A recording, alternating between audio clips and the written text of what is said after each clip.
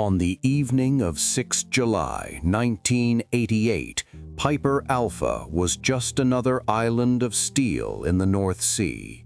200 kilometers offshore, the platform stood over dark water as a self-contained town, accommodation block, control room, mess hall, helideck, flare stack. Inside, men finished their shifts, queued for dinner, made small talk over tea and cigarettes. The sea outside was calm, the light fading slowly from gray to black, helicopters already grounded for the night. In the production modules, compressors and pumps hummed as oil and gas flowed through the heart of the structure toward shore. Piper Alpha had been designed in the 1970s for oil, then converted to handle high-pressure gas without a full rethinking of its layout. On this night, paperwork said one condensate pump was under maintenance and safely isolated. When another pump began causing trouble, people in the control room thought they knew which equipment was available, which lines were safe, which procedures had been followed. 22 minutes later, the platform would be a burning skeleton, 167 men gone, and the name Piper Alpha permanently welded into every conversation about offshore safety. The routine began early. On 6 July, the morning helicopter ran its usual route from the Scottish mainland out across the North Sea, bringing fresh crew and mail to Piper Alpha. Men in orange immersion suits sat strapped into narrow seats, ear defenders muting the thunder of rotors. Below them, white-capped waves stretched to the horizon, until the platform came into view, a blocky silhouette of modules, cranes, and flare boom rising out of the gray water, gas flame burning at its edge. By late afternoon, the day shift was winding down. In the accommodation block, men in their 20s to 50s from Scotland, England, and elsewhere showered off drilling mud and sweat, changed into clean t-shirts and coveralls, and headed to the mess. The galley staff served trays of hot food under fluorescent lights. Laughter rose over the clatter of cutlery. The smell of fried meals and coffee filled the air. Some workers phoned home, voices traveling from this isolated platform to quiet living rooms hundreds of kilometers away, promising to be back on shore soon. Outside, the North Sea settled into a typical summer evening, wind steady, visibility reasonable, seas not too high. Piper Alpha's decks were illuminated by floodlights, steel walkways catching the glow. In control, a small night shift team took over from the day crew, accepting handovers about equipment status, ongoing maintenance, and any special conditions. One of the key notes, condensate pump A was out of service for maintenance. Pump B was the duty unit. On the permit forms, that division of roles was clear.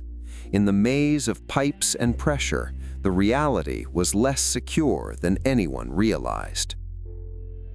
Piper Alpha had not always been a gas hub. When it came on stream in 1976, it was primarily an oil platform, built with a layout that placed the accommodation block close to the production modules. Over time, new lines and processes were added. By the mid-1980s, gas from other fields, including tartan and claymore, was being routed through Piper for compression and onward export. The platform carried more hydrocarbons at higher pressures than its original designers had envisioned, but its physical separation of living quarters, control room, and high-risk process modules remained largely unchanged. The structure was divided into modules, production units packed with compressors, pumps, and condensate lines, utility areas with power generation and firewater pumps, and the accommodation block with cabins, recreation rooms, and the central control room. Paper barriers existed between safe and hazardous zones, but physical protection was limited. The control room sat adjacent to major process equipment, separated by walls and fire doors that were never intended to withstand extreme explosions. On paper, Occidental, the operator, had systems to manage this complexity. A permit-to-work regime governed maintenance on live equipment. Isolation procedures were meant to ensure that when one pump or line was under repair, all associated valves were secured and everyone on shift knew its status. Emergency response plans described muster points, shutdowns, and evacuation routes. In day-to-day practice, these systems had to work around production pressures, tight schedules, and the human tendency to treat yesterday's success as proof that today's risk was manageable. On the afternoon of 6 July, maintenance work focused on condensate pump A in Module C. The pump, part of the system that handled flammable hydrocarbon liquids, required removal of a pressure safety valve for servicing. Technicians isolated the pump, fitted a temporary blind flange where the valve had been, and began their work. The permit-to-work form recorded pump A as unavailable and not to be used. During the day, the situation was clear to those directly involved. As the shift progressed, the work remained unfinished. The safety valve was not reinstalled. The blind flange stayed in place, its integrity dependent on bolts tightened earlier. When the day shift technicians packed up, the pump and its piping were still in a condition that could not safely accept pressure. The permit for pump A was left in the control room tray, not prominently flagged as a live prohibition. The paperwork did not fully bridge the handover gap between those who had done the work and those who would run the plant later that night. In the surrounding modules, production continued. Pump B carried the duty load for condensate, supporting ongoing operations and export. Both the hardware and the documentation assumed that Pump B would remain available. Yet equipment ages, seals wear, and minor faults accumulate. The fragility of this arrangement was invisible to most on board. Men played cards in the recreation room, watched television in the lounge, or read in their bunks. The line between a controlled maintenance job and a hidden vulnerability waiting for a decision in the control room was not clear to them. It lived, instead, in the intersection of a permit tray, a shift log, and a memory of which pump was truly safe. As evening turned fully to night, the tempo on Piper Alpha shifted. The helideck was quiet, rotors still. In the control room, a reduced night shift crew monitored panels of gauges and indicators, managing flows and pressures while the rest of the platform slept or worked in smaller teams. The handover notes mentioned Pump A's maintenance, but the details of its incomplete state and removed safety valve were buried in text and assumptions. The permit itself was filed away out of immediate view, not physically attached to the control console or the pump controls. Shortly after 10 p.m., Pump B began to cause trouble. Operators observed issues, fluctuations suggesting it might trip or fail. Losing condensate pumping threatened production and, in their minds, maybe even platform stability. Under pressure to keep systems running and convinced that Pump A was the standby unit, the night shift team considered switching over. In their understanding, Pump A had been maintained earlier and was ready, albeit after paperwork that should have been closed. The key link between the mechanical reality in Module C and the decision in the control room was fragile. There was no effective barrier to prevent the operator from starting Pump A. The permit-to-work system depended on human memory, careful reading, and physical tags that did not fully translate into a hard lock on controls. In the noise of alarms, routine adjustments, and the desire to maintain output, the risk of energizing an unsafe system did not present itself as a bright red warning. It appeared, instead, as a reasonable step: switch to the standby pump. When operations switched to Pump A, pressure returned to lines that were not ready to hold it. The blind flange where the safety valve should have been was never designed as a permanent, high-integrity barrier. It was a temporary repair, dependent on proper installation and knowledge that it was in place. As Pump A came online, condensate forced its way toward the weak point. Within minutes, hydrocarbons leaked from the flange, spraying into the module. Vapors accumulated, mixing with air in a confined space filled with running equipment and potential ignition sources. Around 10 p.m., the first explosion tore through Piper Alpha's production area. The ignition source was never identified with certainty. It might have been a hot surface, a spark from electrical equipment, or another mundane trigger suddenly made lethal. What matters is that a flammable cloud found a flame. The blast ripped through Module C, damaging equipment and rupturing lines. In the control room, men were thrown from their seats, lights flickered, alarms cascaded into a deafening wall of sound. Fire followed instantly.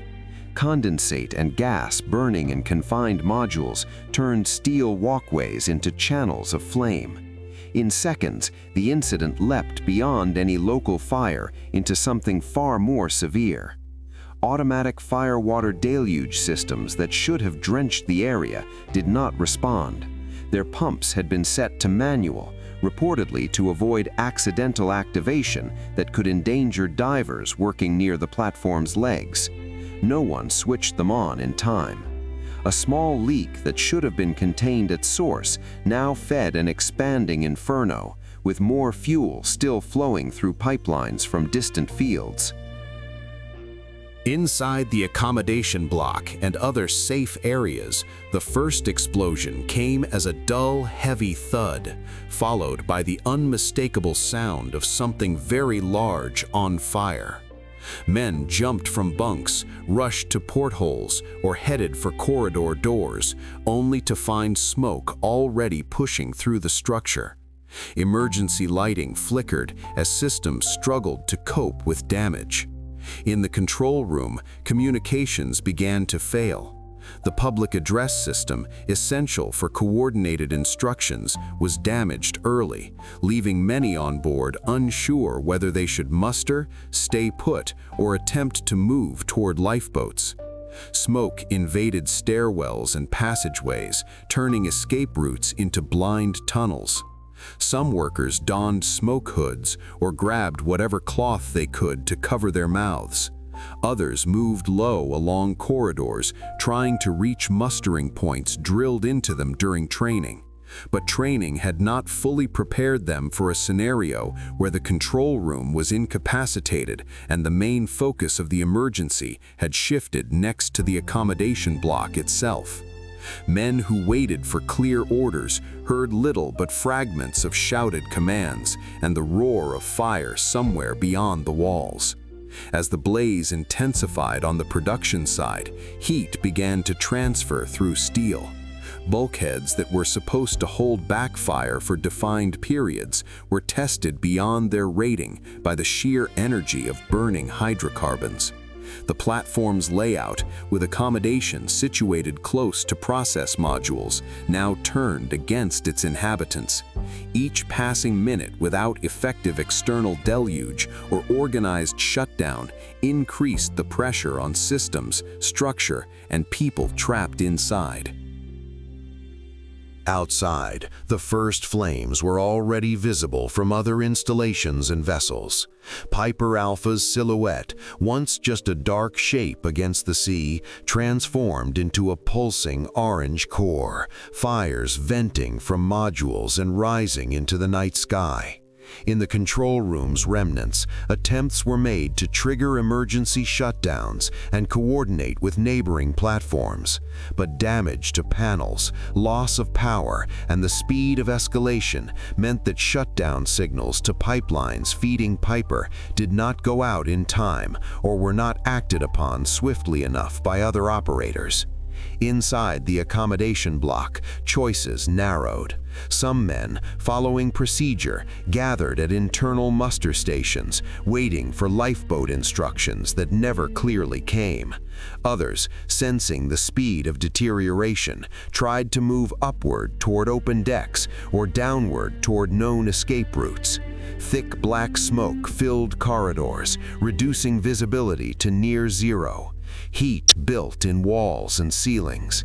Individual groups made their own decisions. Some huddled in cabins, hoping for rescue. Others forced their way onto outer walkways, despite flames and falling debris. On the lower decks, lifeboats that might have offered organized evacuation were positioned dangerously close to spreading fire. Access routes became impassable quickly. The idea of a controlled abandonment of platform, conducted by loudspeaker according to rehearsed scripts, disintegrated.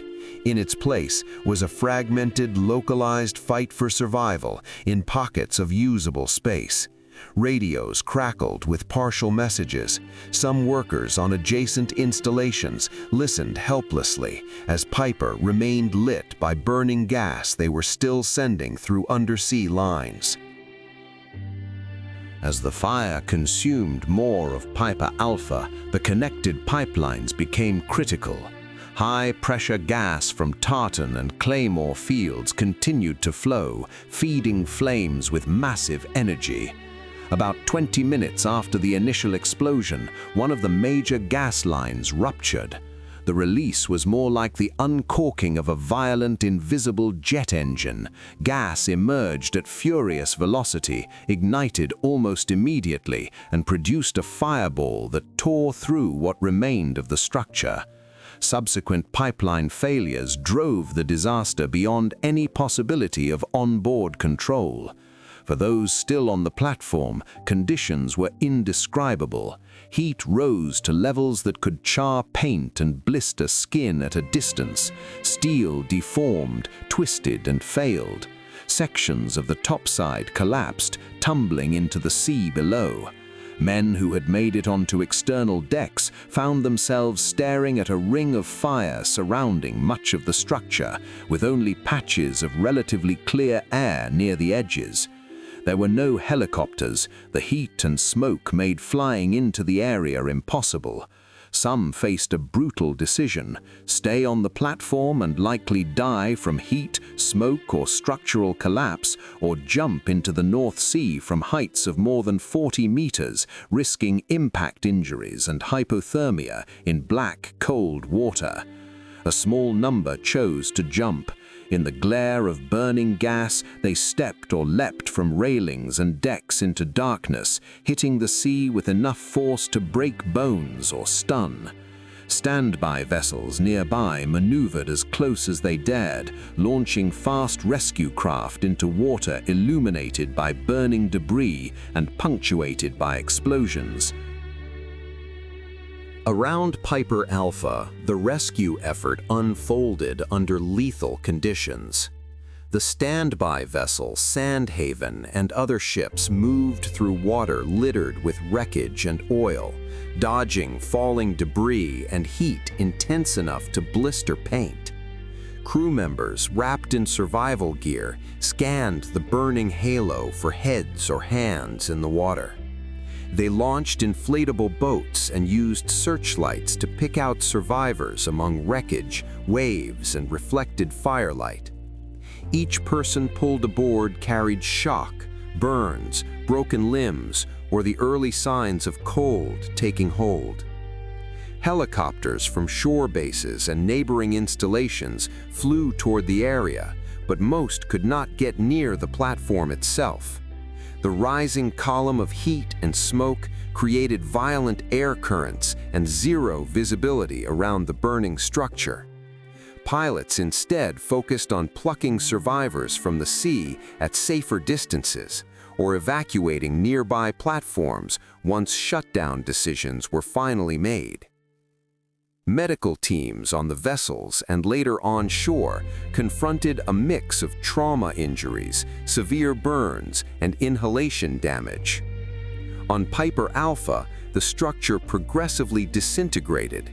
Modules fell away, the accommodation block was overwhelmed, and the remains of the topside eventually collapsed into the water. Of the 226 men on the platform and associated operations that night, 167 died. 61 survived, many bearing physical and psychological scars that would last for decades. For families waiting on shore, initial news was fragmentary. Reports of an incident, then a major fire, then confirmation that something irreversible had happened far out in the dark North Sea. In the aftermath, the United Kingdom launched a public inquiry led by Lord Cullen. Over months of hearings, survivors, offshore workers, managers, regulators, and technical experts testified about what Piper Alpha had been like before and during the disaster. Diagrams, photographs, and sequences of events were examined in forensic detail. The inquiry dissected not just the immediate ignition event, but the entire system that had allowed it to become so catastrophic. Permit-to-work procedures, shift handovers, safety device status, emergency response, and corporate organization. The Cullen Report, published in 1990, painted a bleak picture of safety management on Piper Alpha and, by extension, across parts of the North Sea industry. The permit-to-work system was found to have failed in practice. Critical information about Pump A's maintenance and the removal of its safety valve did not reach those who needed it, and the physical arrangement of permits did little to prevent dangerous actions. Isolation and checking procedures were inadequate. The decision to have firewater pumps in manual mode, combined with nobody starting them promptly, left the platform without the deluge that might have slowed escalation. Cullen also highlighted the weakness of emergency organization. The location of the control room, its rapid loss in the initial explosion, and the subsequent breakdown of communications left workers with little coordinated guidance. Muster and evacuation plans were not robust against such a scenario. The report did not treat the disaster as an unforeseeable act of fate, but as the final result of a chain of technical, procedural, and cultural failures layered over years of operation. Beyond reconstructing what went wrong, the Cullen Report reshaped how offshore safety would be governed in the North Sea. It recommended a fundamental shift. Instead of prescriptive regulations alone, operators would be required to produce a safety case for each installation, demonstrating systematically that they had identified major hazards and implemented effective controls. Responsibility for proving safety would sit squarely with the operator, not with regulators assumed to have checked every detail. This marked a move toward a goal-setting regulatory regime, emphasizing risk assessment and continuous improvement. Cullen made 106 recommendations. Beyond reconstructing what went wrong, The Cullen Report reshaped how offshore safety would be governed in the North Sea. It recommended a fundamental shift. Instead of prescriptive regulations alone, operators would be required to produce a safety case for each installation, demonstrating systematically that they had identified major hazards and implemented effective controls. Responsibility for proving safety would sit squarely with the operator, not with regulators assumed to have checked every detail. This marked a move toward a goal-setting regulatory regime, emphasizing risk assessment and continuous improvement. Cullen made 106 recommendations, covering everything from permit-to-work systems to emergency shutdown design, from accommodations location to training of offshore installation managers, OIMs. Fire and explosion protection had to be reconsidered, with greater physical separation between living quarters and process equipment, improved blast and fire barriers, and more reliable firewater systems that would default to safety rather than convenience. Communication and command structures for emergencies were to be clarified and drilled more rigorously, including realistic scenarios where the control room might be lost early. The industry changed in response. Existing platforms were modified, new ones designed with Cullen's findings in mind, and companies overhauled their safety management systems. Offshore workers saw new procedures, more formalized training, and greater attention paid to their input on hazards. Yet for many, Piper Alpha remained the central reference point, the night that showed in the starkest possible way what happens when systems erode, warnings are missed, and design assumptions meet real, uncontrolled fire. Today, Piper Alpha exists only in photographs, underwater wreckage, and memories. The remains of the platform were eventually removed from the surface, leaving the seabed as a graveyard of twisted steel. On shore, memorials list the names of the 167 men who did not come home: fathers, sons, brothers, colleagues. Survivors gather at anniversaries, some still able to recall the heat on their backs just before they jumped, the impact with the water, or the moment they realized that the people standing next to them in the mess a few hours earlier were gone. In training rooms across the world, the Piper Alpha case appears in safety presentations and emergency drills. Instructors show diagrams of the modules, timelines of the 22 minutes from first explosion to structural ruin, and excerpts from Cullen's recommendations. They emphasize the mundane origins of disaster: a permit left in the wrong tray, a safety system left in manual, a pipeline still flowing because shutdown orders were unclear or delayed. New engineers, supervisors, and offshore workers are told that they work in the shadow of Piper, whether they know its name or not. Still, the pressures that contributed to 1988 have not vanished: production targets, cost control, and the ever-present temptation to treat "nothing bad happened yesterday" as proof that everything is under control.